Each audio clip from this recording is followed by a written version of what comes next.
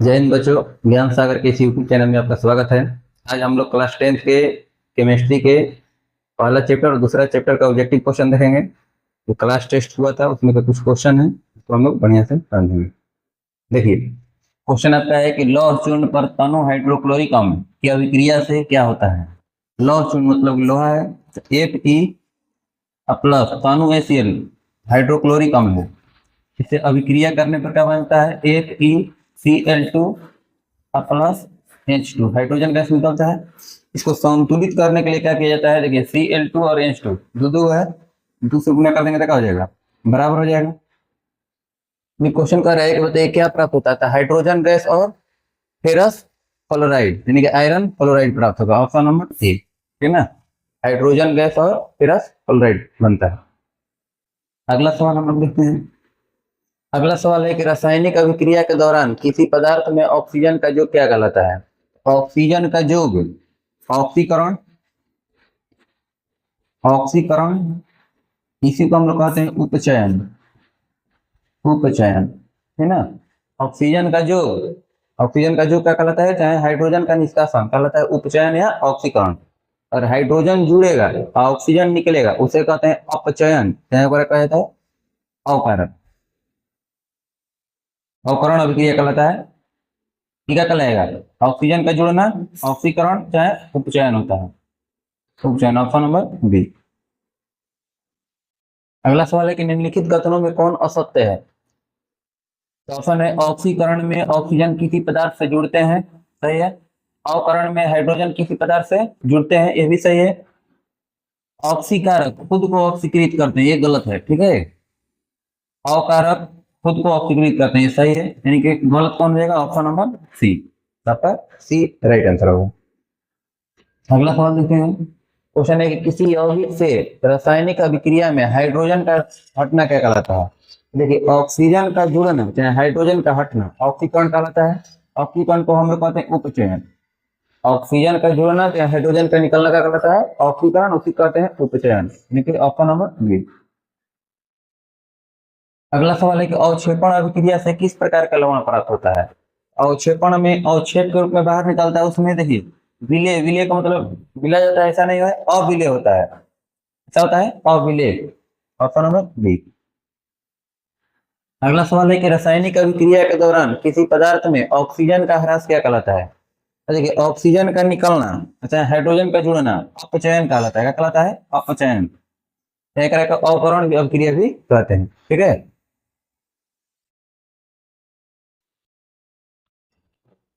अगला सवाल आता है Zn प्लस CuSO4 बराबर ZnSO4 प्लस Cu। अब देखिए Zn प्लस CuSO4 है, अभिक्रिया करके क्या बना रहा है, ZnSO4 प्लस Cu। अब बताइए कॉपर सल्फेट है, यहाँ पर SO4 के साथ कौन है, कॉपर है, लेकिन यहाँ पर देखिएगा तो इसके पास क्या आ गया, Zn आ गया, कॉपर का हो गया, हट गया। इसके जगह पर आ गया Zn, यहाँ पर आ गया, कॉपर यहाँ से हट गया। एक और मतलब कौन सा अभिक्रिया है, विस्थापन अभिक्रिया है। कौन सा अभिक्रिया, विस्थापन अभिक्रिया। ऑप्शन नंबर डी, एक दूसरे को दूर भगा रहा है। अगला सवाल है कि CaO प्लस H2O और CaOH के होल ट्वाइस किस प्रकार के रासायनिक अभिक्रिया है।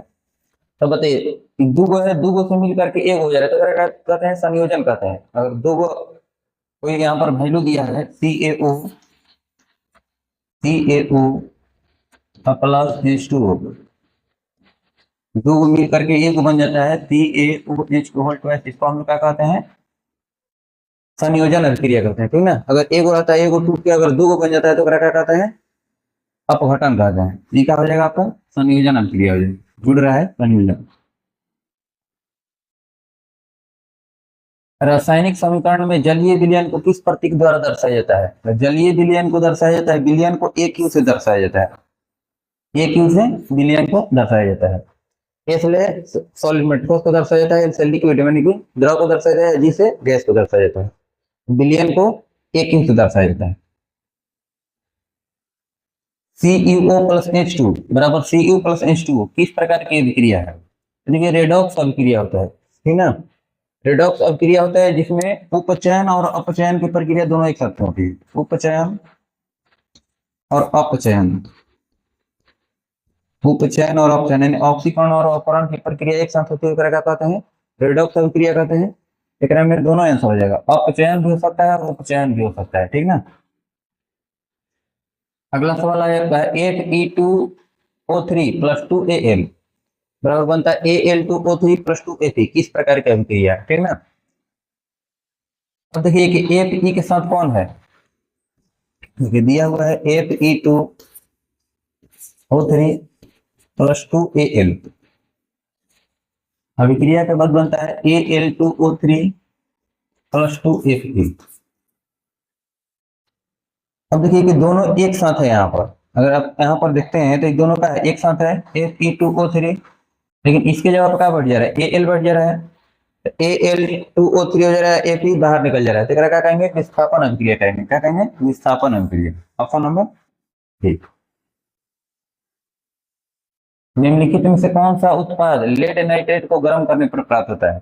लेड नाइट्रेट को गर्म करने पर NO2 और O2 प्राप्त होता है, नाइट्रोजन डाइऑक्साइड और ऑक्सीजन गैस प्राप्त होता है। Option number 3। अगला सवाल है कि समीकरण 2Cu2 प्लस O2 बराबर 2Cu किस प्रकार की अभिक्रिया है? तो देखिए दो गो है तो या यौगिक मिलकर के अगर एक का निर्माण करता है तो क्या कहते हैं, उसको कहते हैं संयोजन अभिक्रिया, ठीक ना। तो देखिए लेकिन एक में संयोजन तो है, ऑप्शन में नहीं। अब क्या करेंगे, देखिए ऑक्सीकरण का होता है, ऑक्सीजन का जोड़ना क्या कहलाता है, ऑक्सीकरण कहलाता है। देखिए Cu है या O है, तो दोनों मिलकर CuO हो गया है, तो ऑक्सीजन इसमें जुड़ गया है, तो क्या कहेंगे, ऑक्सीकरण अभिक्रिया कहेंगे। ऑप्शन होगा संयोजन, ऑप्शन होता है संयोजन भी हो जाता है। अगला सवाल आता है कि इनमें से कौन सा पदार्थ ऑक्सीजन से संयोग नहीं करता है? तो जो सोना होता है, गोल्ड में सोना, जो ऑक्सीजन से अभिक्रिया नहीं करता है, ठीक ना। तांबा जिंक पोटेशियम कर सकता है, लेकिन गोल्ड नहीं करता है, सोना नहीं करता है। इलेक्ट्रॉन के स्थानांतरण से बने यौगिक क्या कहलाते हैं? इलेक्ट्रॉन से बने इलेक्ट्रॉन के स्थानांतरण से बने यौगिक क्या कहलाते हैं? वैद्युत संयोजी, क्या आयनिक बंधन कहलाता है, तो वैद्युत संयोजी। अगला है कि सिल्वर क्लोराइड का रंग क्या है? सिल्वर क्लोराइड का रंग कैसा होता है? श्वेत होता है। सिल्वर क्लोराइड का रंग कैसा होता है? श्वेत होता है। निम्न में कौन सही है? तो Na2CO3 5H2O, Na2CO3 10H2O, Na2CO3 7H2O, Na2CO3 2H2O। और याद रखना है कि 10 मल्टीजल होता है, Na2CO3 10 मल्टीजल, यानी कि Na2CO3 10H2O कहते हैं, धोने वाला सोडा कहते हैं। अगला सवाल है कि लोहा से जिंक को लेपित करने की क्रिया क्या कहते हैं?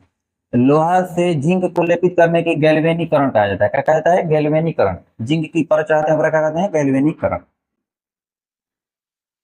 ZnO प्लस सी बराबर Zn प्लस CO अभिक्रिया के संबंध में कौन सा कथन सत्य है? करेंगे कार्बन उपचयित हो रहा है, उपचयन का मतलब क्या होता है, उसमें ऑक्सीजन जुड़ना। तो देखिए कार्बन में ऑक्सीजन या क्या हो रहा है, जुड़ जा रहा है, तो कार्बन उपचयित हो रहा है, का मतलब कि सही है।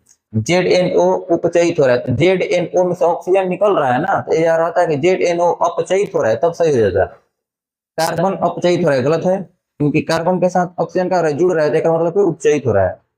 कार्बन मोनोऑक्साइड उपचयित हो रहा है, कार्बन मोनोऑक्साइड CO उपचयित हो रहा है, का मतलब कि गलत है। ऑप्शन नंबर कौन हो जाएगा? ये हो जाएगा, कार्बन उपचयित हो रहा है, यानी कार्बन के साथ जुड़ रहा है, ऑक्सीजन जुड़ रहा है, ठीक है। अगला सवाल है कि निम्नलिखित अभिक्रियाओं में कौन विस्थापन अभिक्रिया है? विस्थापन अभिक्रिया कौन कहलाता है? एक को हटा के उसके जगह पर दूसरा बढ़ जाए तो क्या कहते हैं? विस्थापन। देखिए ये देखिए एक है टूट के दो हो गए, तो क्या कहेंगे? वियोजन अभिक्रिया कहेंगे, ठीक ना, जहाँ आप घटन अभिक्रिया कहेंगे। इसमें कौन हो जाएगा? देखिए CaO2HCl, CaCl2H2O, इसमें कोई विस्थापित नहीं हो रहा है। लेकिन इसमें देखिए Fe अकेले है, यहाँ पर देखिए इसमें क्या हो रहा है कि अदला बदली कर रहा है, C के साथ कौन बढ़ जा रहा है? Cl बढ़ जा रहा है, और H के साथ O हो जा रहा है, एक मतलब कि द्विविस्थापन कहेंगे, इसको क्या कहेंगे? द्विविस्थापन। लेकिन यहाँ पर देखिए Fe अकेले है, Cu से पर दोनों एक साथ बैठा हुआ था, तो Cu को हटा के कौन बैठ गया? Fe बैठ गया, और Cu को बाहर निकाल दिया, क्या कहते हैं? विस्थापन। अगर एक उठा के उसकी जगह पर बैठ जाए तो क्या कहते हैं? विस्थापन। और दोनों आपस में अदला बदली कर देते हैं जगह होकर, क्या कहते हैं? द्विविस्थापन, ठीक है, चाहे उभय विस्थापन। यहाँ पर देखिए वो भस्म है, वो अम्ल है, दोनों अभिक्रिया करके क्या बनाता है? लवण और जल बना रहा है, क्या कहते हैं? उदासीनीकरण अभिक्रिया कहते हैं, क्या कहते हैं? उदासीनीकरण अभिक्रिया। इसका आंसर हो जाएगा कौन? ऑप्शन नंबर 3 हो जाएगा, ठीक है। अगला सवाल देखिए। यहाँ पे देखिए साग सब्जियों का विघटन होकर कंपोस्ट बनना किस प्रकार की अभिक्रिया है? तो साग सब्जियों का विघटन होकर कंपोस्ट बनना ऊष्माक्षेपी अभिक्रिया। कैसा अभिक्रिया? ऊष्माक्षेपी अभिक्रिया।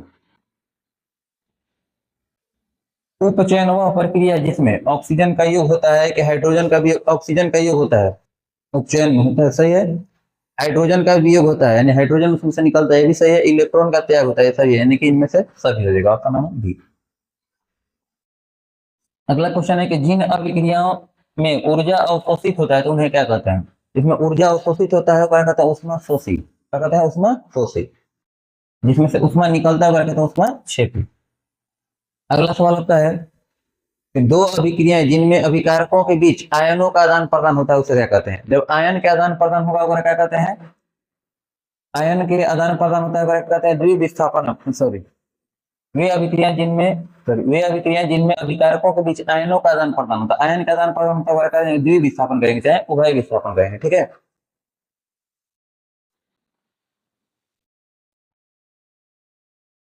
बाजार से बाजार से बिकने वाली चिप्स के थैले में ऑक्सीजन निकालकर उसमें कौन सी गैस भरी जाती है? तो उसमें नाइट्रोजन गैस भरी जाती है, ठीक ना, क्योंकि वो खराब ना हो।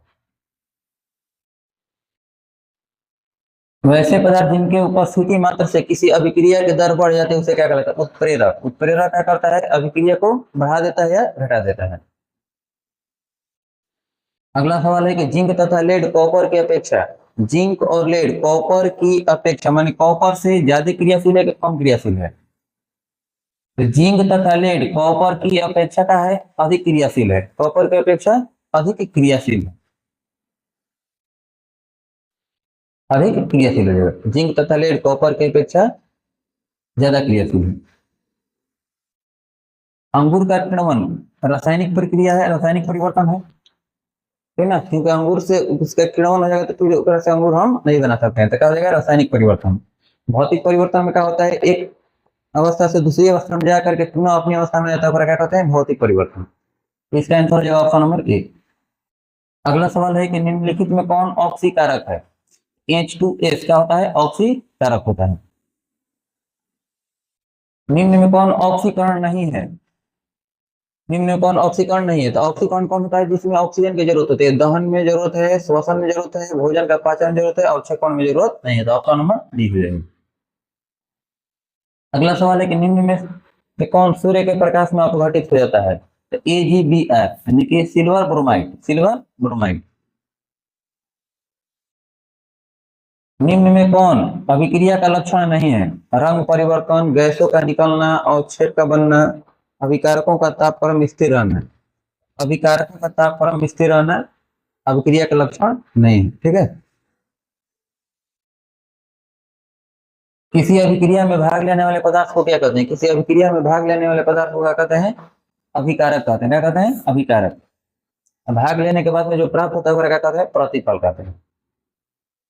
अगला सवाल है निम्न में कौन सी अभिक्रियाओं के युग्म हमेशा साथ साथ होते हैं? ऑक्सीकरण और अवकरण की प्रक्रिया साथ साथ होती है, जो ना कहते हैं रिडॉक्स अभिक्रिया। तो ऑक्सीकरण और अवकरण आपका आंसर हो जाएगा, ठीक है।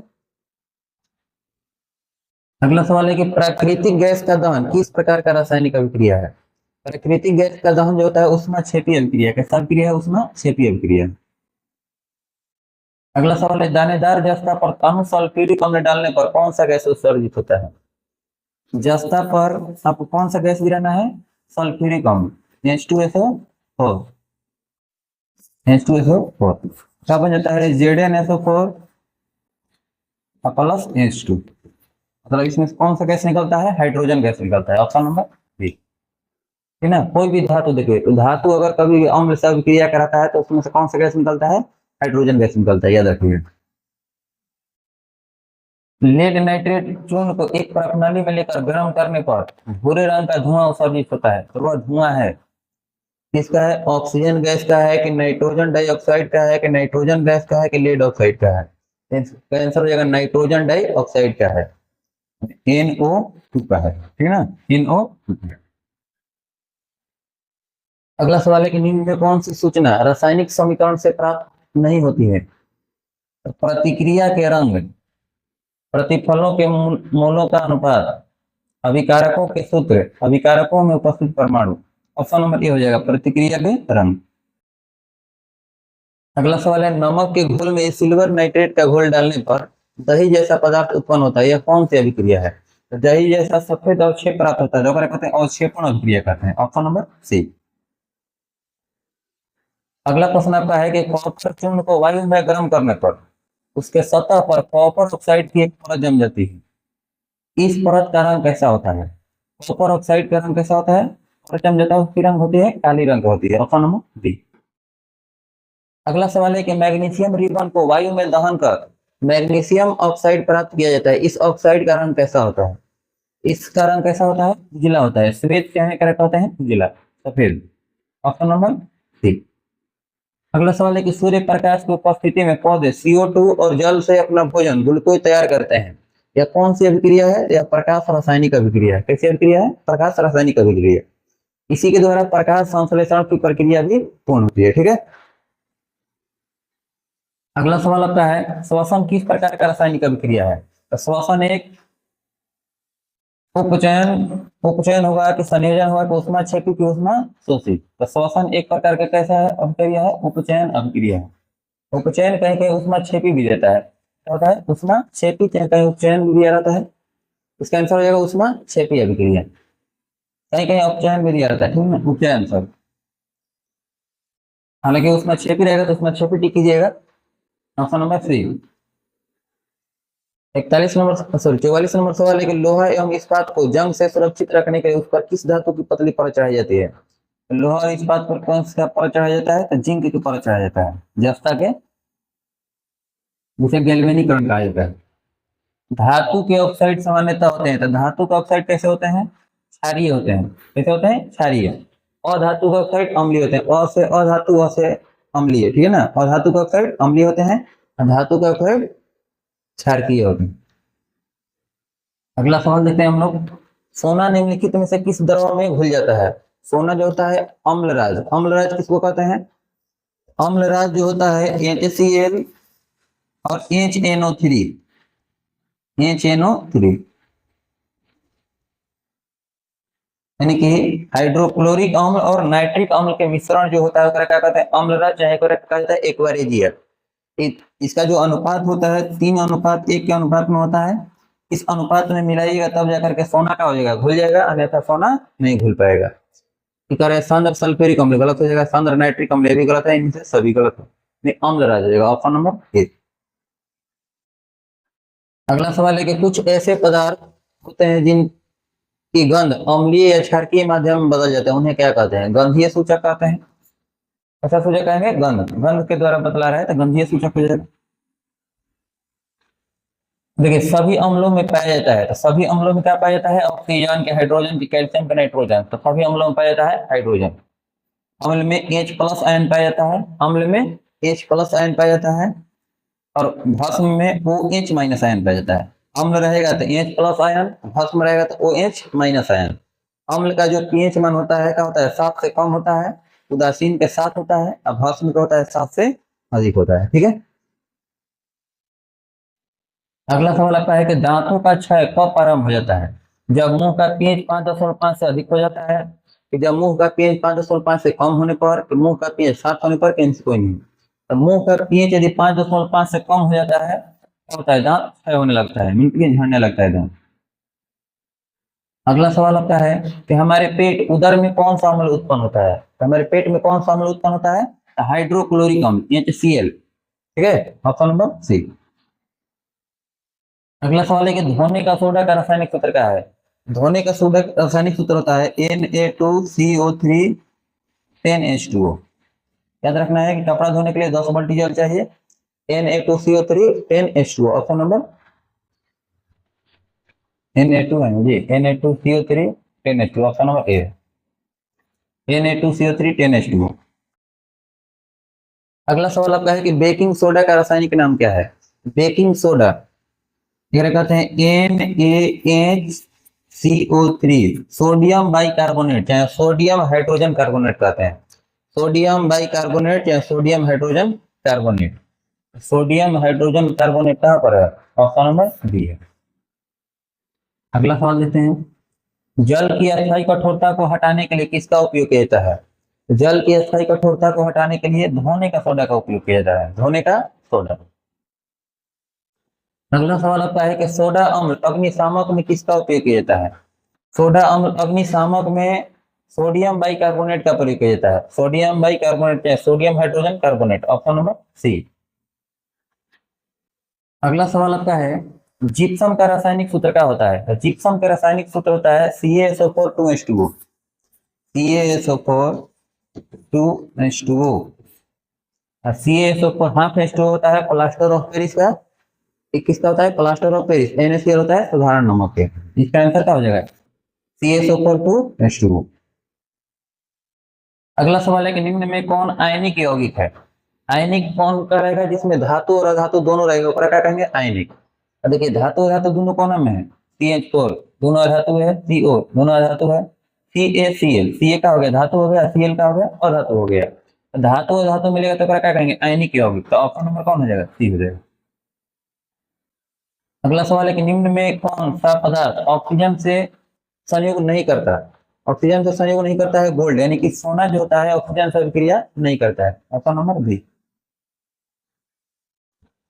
क्वेश्चन है कि कोई विलयन लाल लिटमस को नीला कर देता है तो उसका पीएच समझौता क्या होगा? देखिए अम्ल जो होता है, अम्ल नीला को लाल करता है। अम्ल जो होता है नीला लिटमस पत्र को क्या करेगा? लाल कर देगा। और जो क्षार होता है, क्षार चाहे भस्म, लाल लिटमस पत्र को नीला करता है। लाल को क्या करता है? नीला करता है। इसका ट्रिक हम लोग याद करते हैं, अनिल। अनिल अनिल अम्ल क्या करेगा? नीला को लाल कर देगा। अम्ल जो है नीला को लाल कर देगा, ऐसा है छलन, यानी कि क्षार जो है लाल को नीला कर देगा। क्षार जो है लाल को नीला कर देगा। इसमें क्या कर रहे हैं कि कोई विलयन लाल को नीला कर रहा है तो लाल को नीला कौन करेगा? क्षार कर रहा है। इसका पीएच समझौता क्या होगा? जो क्षार का जो पीएच मान होता है उस 7 से क्या होता है? अधिक होता है। और जो अम्ल होता है उसका पीएच मान 7 से कम होता है। जो उदासीन होता है ऊपर 7 होता है। 7 से अधिक वाला कौन है? Option number D 10। अगला सवाल है कि एसिटिक अम्ल तनु विलयन के बारे में कौन सा अवलोकन सत्य है? या सिरका सी गंध देता है, या प्याज सी गंध देता है, या सड़े अंडे सी गंध देता है, या सड़े मांस की गंध देता है। तो ऑप्शन नंबर ए हो जाएगा, सिरका सी गंध देता है, ठीक ना। एसिटिक अम्ल तनु विलयन के बारे में कौन सा कथन सत्य है? सिरका सी गंध देता है। निम्नलिखित में कौन सा विजातीय यौगिक है? देखिए चूना पत्थर, फड़िया, संगमरमर, तीनों एक है। चूना पत्थर, फड़िया, संगमरमर तीनों एक है। ऑप्शन नंबर हो जाएगा डी, प्लास्टर ऑफ पेरिस अलग है। देखिए तीनों का फॉर्मूला होता है CaCO3। CaCO3 तीनों का फॉर्मूला होता है CaCO3। प्लास्टर ऑफ पेरिस का होता है CaSO4। प्लास्टर ऑफ पेरिस के CaSO4 2H2O, sorry 1/2H2O। CaSO4 1/2H2O, ठीक ना। अगला सवाल देखते हैं हम लोग। निम्नलिखित में पीएच का कौन सा मान क्षारक विलयन का मान देता है? तो क्षारक कौन कहलाएगा? जो ना कि पीएच 7 से अधिक हो। 7 से अधिक वाला कौन है? Option number D. अगला सवाल है कि निम्नलिखित अम्लों में कौन सा प्रबल अम्ल है? प्रबल का मतलब होता है जो मजबूत अम्ल होगा। लैक्टिक अम्ल दुर्बल है, एस्कार्बिक अम्ल भी दुर्बल है, सल्फ्यूरिक अम्ल ये प्रबल है।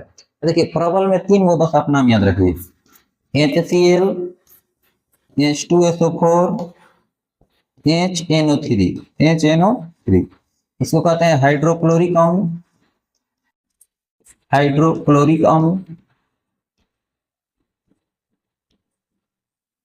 इसको कहते हैं सल्फ्यूरिक अम्ल। सल्फ्यूरिक अम्ल इसको कहते हैं नाइट्रिक अम्ल। नाइट्रिक, ठीक ना।